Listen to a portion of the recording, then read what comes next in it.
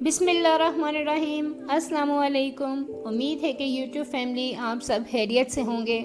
اللہ تعالیٰ آپ سب کو اپنے حفظ و ایمان میں رکھے۔ اللہ تعالیٰ آپ کی اور میری تمام نیک اور جائز خواہشات کو پورا کرے، آمین۔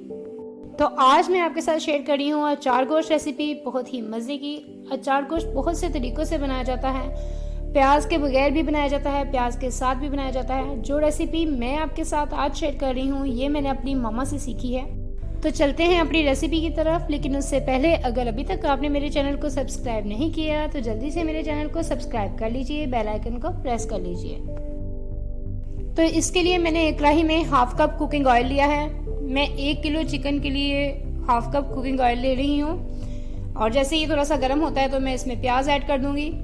باریک چاپ کیا ہوا پیاز ہے، آپ باریک کاٹ بھی سکتے ہیں، اور اس پیاز کو ہم براؤن کریں گے، شیلو براؤن کرنا ہے، زیادہ ڈارک براؤن نہیں کرنا۔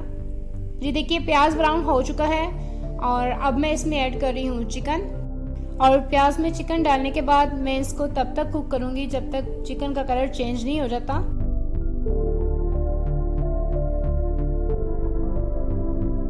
کچھ دیر کوک کرنے کے بعد دیکھیے چکن کا کلر چینج ہو چکا ہے۔ اب میں اس میں لہسن اور ادرک کا پیسٹ ڈال رہی ہوں، 1 ٹیبل اسپون لہسن اور 1 ٹیبل اسپون ادرک، اور اس کو میں مزید 1-2 منٹ کوک کروں گی۔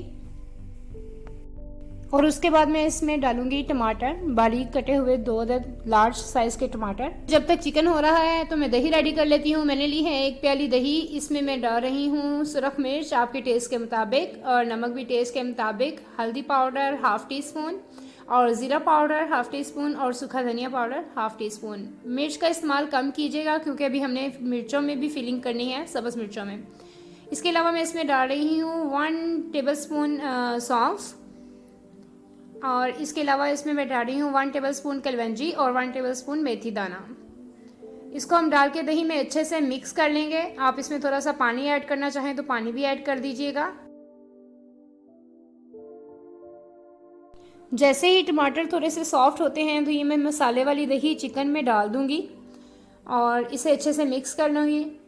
پانی ڈالنے کی مزید اس لیے ضرورت نہیں ہے کہ میں نے دہی میں تھوڑا سا پانی ایڈ کر لیا ہے، دہی پانی چھوڑے گا اور اسی پانی میں چکن سافٹ ہو جائے گا۔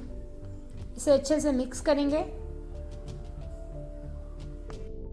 جب دہی کا پانی خشک ہو جائے گا تو پھر ہم چکن کو بھون لیں گے، اور پانی خشک ہوتے دوران اس میں گاہے بگاہے چمچ چلاتے رہیے آپ۔ تب تک میں کرتی ہوں مرچوں کی فلنگ۔ تو میں نے لیا ہے 2 عدد لیموں کا رس، اس میں تھوڑی سی نمک، مرچ اور ہلدی ڈالوں گی، اور اس کا مکسچر ریڈی کر لوں گی۔ اور اس کے علاوہ میں نے سبز مرچیں لی ہیں، اس میں کٹ لگاؤں گی، اور یہ لیموں کا رس میں اس میں فل کر دوں گی مرچوں میں۔ بہت ہی مزے کی چٹپٹی سی مرچیں اور چٹپٹا سا اچار گوشت ہمارا ریڈی ہو رہا ہے۔ اور جو لیموں کا رس بچ جائے اس کو آپ چکن میں ڈال دیں۔ دیکھیے جی آلموسٹ دہی کا پانی خشک ہو چکا ہے۔ اب میں چکن کو اچھے سے بھون لوں گی، اور اس میں سافٹ ہینڈ سے چمچ چلاتے رہیے تاکہ چکن ٹوٹے نہیں۔ ہنڈیا کا ٹیسٹ آپ کی ہنڈیا کی بھنائی پر ڈپینڈ کرتا ہے۔ جتنی اچھے سے ہنڈیا کی بھنائی ہوئی ہوگی، جتنے اچھے سے ہم چکن کو بھونیں گے اتنے ہی اچھا ٹیسٹ ڈیولپ ہوگا۔ چکن آلموسٹ سافٹ ہو چکا ہے۔ جی ہمارا چکن اچار گوشت بھون چکا ہے، اور جن لوگوں کو گریوی کے بغیر پسند ہے وہ اس کو ایسے بھی سرو کر سکتے ہیں۔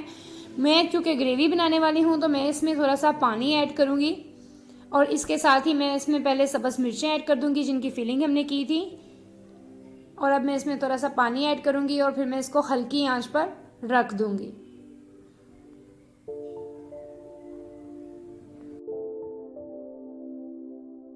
جی 5-10 منٹ کے بعد دیکھیے اب ہمارا اچار گوشت گریوی کے ساتھ ریڈی ہے۔ اب میں اس میں ہرا دھنیا ڈالوں گی، اور اب ہمارا اچار گوشت سرو کرنے کے لیے ریڈی ہے۔ اب میں اس کو ایک باؤل میں نکال لیتی ہوں۔